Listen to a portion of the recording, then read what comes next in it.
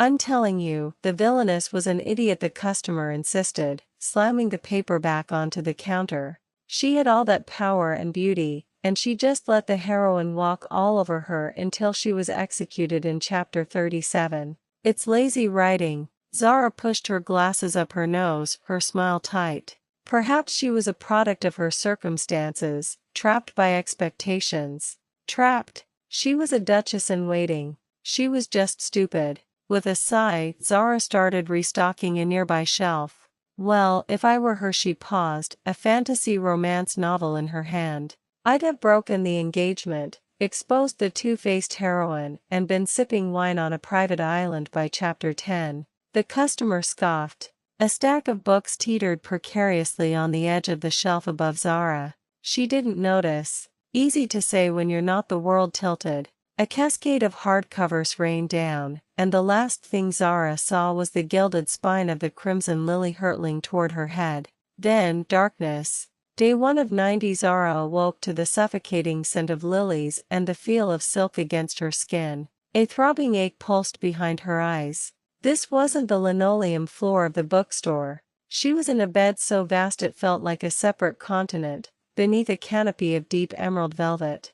Panic, cold and sharp, seized her. She scrambled out of bed, her bare feet hitting a plush rug. Her reflection in a floor-to-ceiling mirror stopped her heart. The face staring back was not her own. It belonged to a woman of impossible beauty, with hair like spun silver and eyes the color of a winter storm.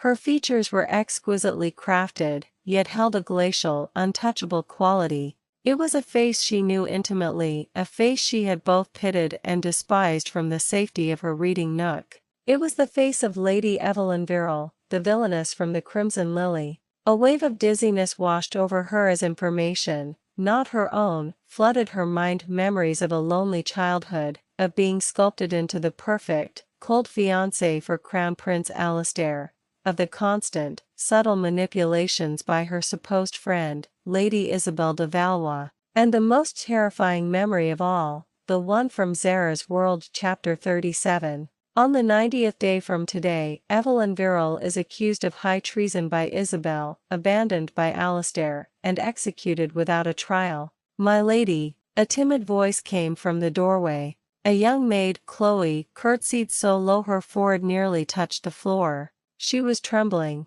This was the maid Evelyn had dismissed and ruined over a spilled cup of tea in chapter 5. Zara took a breath, forcing Evelyn's practiced coldness into her voice to mask her own terror. "What is it?" "His Highness, Prince Alastair, has cancelled your tea appointment for this afternoon, my lady. He will be riding with Lady Isabel instead." Chloe flinched, expecting an outburst. In the novel, this was the catalyst for Evelyn's first major act of cruelty. She'd descended upon the royal stables and had Isabel's favorite mare sent away, cementing her reputation as petty and jealous. It was all a trap, a move orchestrated by Isabel to make Alastair loathe Evelyn even more. But Zara was no one's puppet.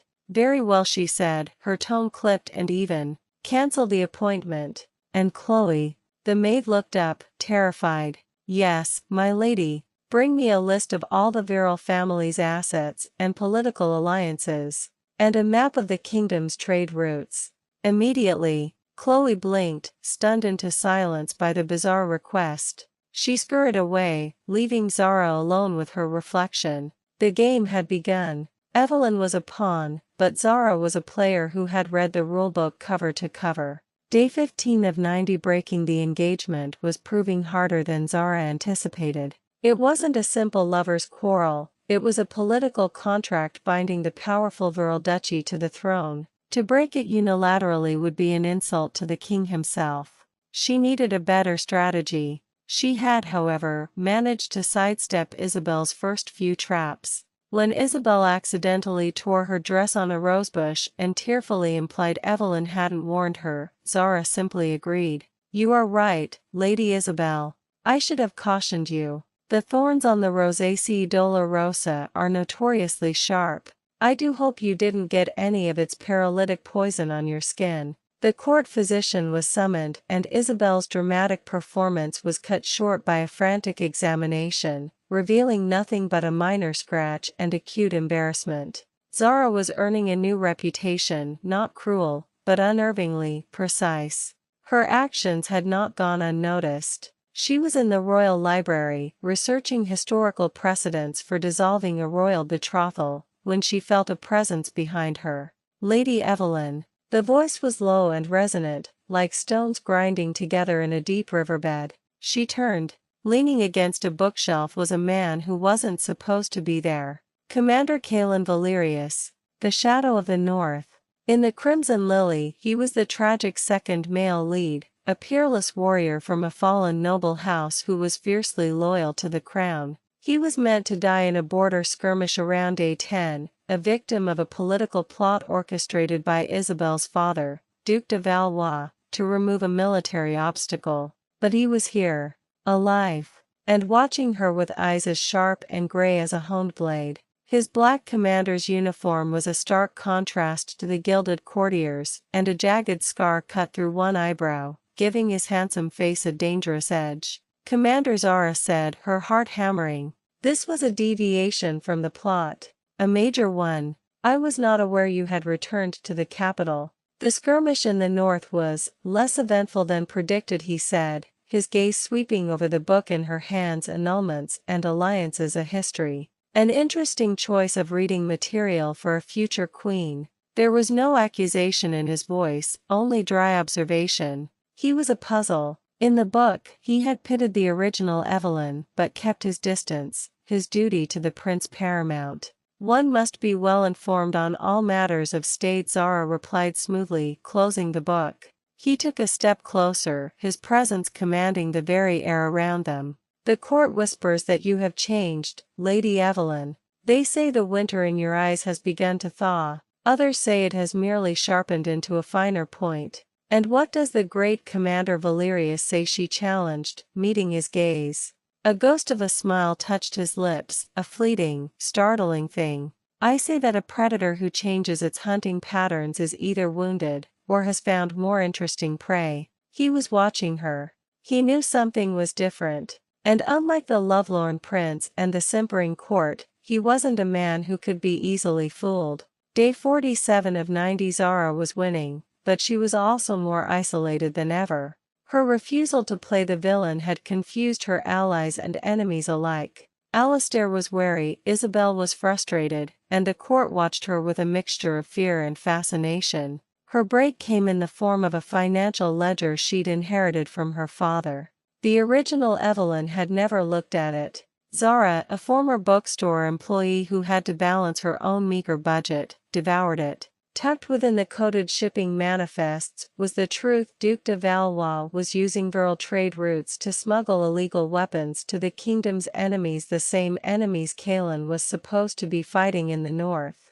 This was the treason Evelyn was executed for. Isabel hadn't fabricated it out of thin air. She'd planned to pin her own father's crimes on her rival. The night Zara deciphered the final entry, a shadow fell across her window. She didn't flinch. Commander Kalen slipped into her room as silently as the night itself. He no longer bothered with formalities. Over the past few weeks, they had fallen into a tense, unspoken alliance, trading cryptic warnings and veiled information in the corridors of the palace. The Duke has moved up his timeline, Kalen said, his voice a low murmur. An arms shipment leaves at dawn from the southern port. It will be used to fund a rebellion that will destabilize the throne, and the blame will be laid at my family's feet. Zara finished, her fingers tracing the incriminating ledger. Chapter 37 is arriving ahead of schedule. He looked at her, his expression unreadable in the moonlight. You speak of your death as if it's a scheduled appointment. In a way, it is, she admitted, a hint of her old, weary self slipping through. One I've been trying to cancel. He stepped closer, his gaze intense. My survival in the north was not luck. I received an anonymous tip, a map detailing the ambush. The paper it was drawn on had the virile watermark. Zara's breath caught. She hadn't sent that. The original Evelyn wouldn't have. Had someone else intervened? Or had one of her own small, early changes created a ripple she couldn't have foreseen? The story is changing, she whispered, more to herself than to him. Then let's write a new one, Kalen replied, his voice firm. He placed a rolled-up scroll on her desk. It was a detailed plan of the port, marking guard patrols and vulnerabilities. The prince is blinded by Isabel. The king is too slow to act. We are the only ones who can stop this. For the first time, Zara saw past the feared commander. She saw the man who was supposed to die alone in the snow, the loyal soldier betrayed by the very people he'd sworn to protect. He was a loose thread, just like her. A character who had strayed from his designated path. She met his gaze, the icy facade of Lady Evelyn melting away to reveal the determined spirit of Zara, the bookstore clerk. This was no longer just about survival. It was about justice. The clock was ticking, but for the first time, she felt the thrill of a race she might actually win. Together, the villainess who refused to be a villain and the hero who refused to die were about to tear the whole story apart, one chapter at a time. And maybe, just maybe, they'd find their own ending in the blank pages that followed. Day 89 of 90. The air in the port city of Silvercrest was thick with salt, fog, and conspiracy. Zara, cloaked in the simple, dark garb of a merchant, moved silently through the pre-dawn gloom. Beside her, a ghost in his own city, was Kalen. His commander's uniform was hidden beneath a heavy traveler's coat, but the authority in his bearing was unmistakable. "The ship is the sea serpent," Zara murmured, her breath pluming in the cold. She pointed to a hulking carrack at the end of the main dock. According to the ledger, the weapons are hidden in false-bottomed crates marked as fine textiles. Her knowledge of the book's minor details, once trivial, was now a weapon sharper than any sword. Kalen nodded, his gray eyes scanning the shadows. "My men have the perimeter. The moment the Duke's agent signs the manifest, we move." He paused, turning to her. The gaslight from a nearby tavern cast his scarred face in stark relief. "You should not be here, my lady. It is too dangerous." Lady Evelyn would not be here, Zara corrected him softly. She would be in her chambers, waiting for the axe to fall. "But I am not her." She looked at the ship, at the culmination of all her desperate planning. "My name is Zara. And I am seeing this through to the end." It was the first time she had spoken her real name aloud in this world. The admission hung in the air between them, a fragile, profound truth. Kalen's expression didn't change, but something in his gaze softened with understanding. He didn't question it. He simply accepted it. "Very well, Zara," he said, the name sounding grounding and real on his lips. "Stay close." The Duke's agent, a portly man with shifty eyes, finally emerged from the tavern. As he approached the ship's captain, manifest in hand, Kalen gave a single, sharp whistle. The fog erupted. Kalen's soldiers, the elite Northern Guard, materialized from the alleyways, their movements swift and silent. Chaos reigned. But amid the shouts and the clash of steel, Zara's focus was singular. She saw the agent drop the manifest and bolt. While Kalen's men secured the ship and the evidence, she slipped through the fray, pursuing him into the labyrinthine streets. He was her key. She wouldn't let him escape. She cornered him in a dead-end alley. He drew a dagger, his face slick with sweat and fear. "Stay back, my lady." Before he could lunge, a shadow detached itself from the wall behind him. Kalen slammed the man's head against the brick, and he crumpled to the ground. Kalen kicked the dagger away, then turned to Zara, his breathing even. "I told you to stay close," he chided, though his eyes were checking her for any injury. "He had the signed ledger," Zara said, pointing to a leather-bound book that had fallen from the agent's coat. "This is it, Kalen. This is the proof." He picked it up, his hand brushing hers. A spark, warm and startling, shot up her arm. In the quiet alley, with their goal in hand, the world seemed to shrink to just the two of them. The fear, the plotting, the ticking clock, it all faded, replaced by the simple, solid presence of the man who had refused to die. The man who had believed her when no one else would. "The story isn't over yet," Kalen said, his voice low. "Tomorrow is day 90. Day 90 of 90. Zara did not wait for the guards to come for her. She went to them. Dressed in a gown of deep virile emerald, her silver hair coiled into an elegant, severe knot, she looked every inch the cold villainess they expected. She swept into the throne room unannounced, during the king's morning council. The court fell silent. Prince Alastair, standing beside his father, stiffened. Isabel, positioned artfully near the throne, gave Zara a look of triumphant pity. This was it. Her moment. Lady Evelyn, the king said, his voice heavy with displeasure. This is highly irregular. Treason is also highly irregular, Your Majesty, Zara said, her voice ringing with clarity and ice. Isabel stepped forward, her eyes welling with flawless tears. My lady, what is the meaning of this? I know you have been under great strain. Oh, spare me the performance. Isabel. Zara cut her off, the sheer exhaustion with the girl's act lending her voice a brutal honesty. Your play has had its run. Before the court could erupt, the doors to the throne room opened again. Commander Kalen Valerius entered, flanked by two of his guards who held the Duke's captured agent between them. He held the incriminating ledger in his hand. Your Majesty, Kalen announced, his voice a hammer blow of authority. I bring evidence of a plot against the crown. Duke de Valois has been smuggling arms to the Western Rebellion, using routes and ships belonging to the Viral Duchy to frame them for his own treason. The Duke's face went ashen. Isabel gasped, her mask of innocence finally cracking. Lies. The commander is in league with this viper. She has bewitched him.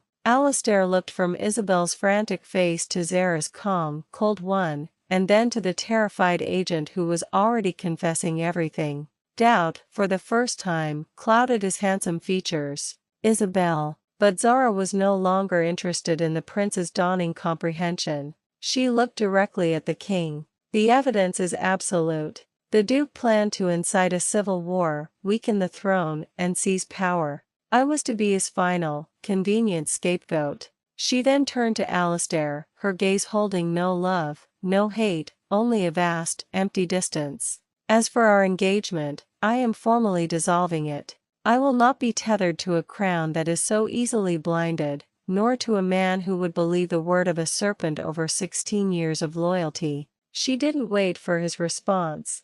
She had stripped him of the power to humiliate her. She was rejecting him. The carefully constructed world of the Crimson Lily shattered. The Duke and a hysterical Isabel were dragged away by the royal guard. The court was in turmoil. In the ensuing chaos, Zara turned and walked away from the throne, away from the life that had been scripted for her. She didn't look back. Day 152. The sun was warm on Zara's face. She stood on the battlements of Viral Keep, the cool northern wind whipping strands of silver hair around her face. She was no longer Lady Evelyn, the villainess, nor Zara, the frightened reader. She was Duchess Evelyn Viral, ruler of her own lands, a formidable political player respected for her sharp mind and unwavering resolve. Her scripted death in Chapter 37 had been nothing more than a bad dream. The heavy wooden door to the ramparts opened. Kalen walked towards her, no longer in his commander's uniform but in the simple, functional attire of the Viral household guard.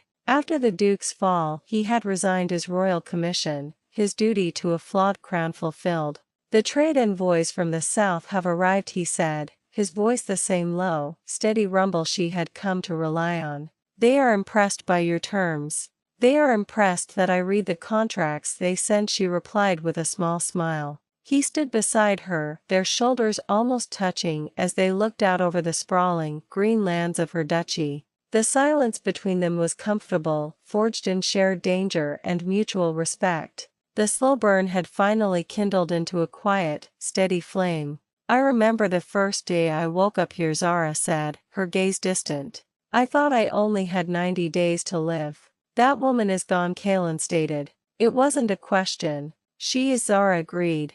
I sometimes think about the person who was reading my story, about the customer at my bookstore who called Evelyn an idiot. She let out a soft laugh. I wish I could tell him that things are far more complicated when you're the one living on the page. Kalen's hand found hers, his calloused fingers lacing through her own. It was a gesture of simple, profound partnership. He doesn't matter. This is not his story to read. Zara leaned her head against his shoulder, a gesture of trust she would have once thought impossible. The fear was gone, replaced by a deep, abiding peace. She had outsmarted the heroine, broken the engagement, and saved the second male lead who, in turn, had helped save her.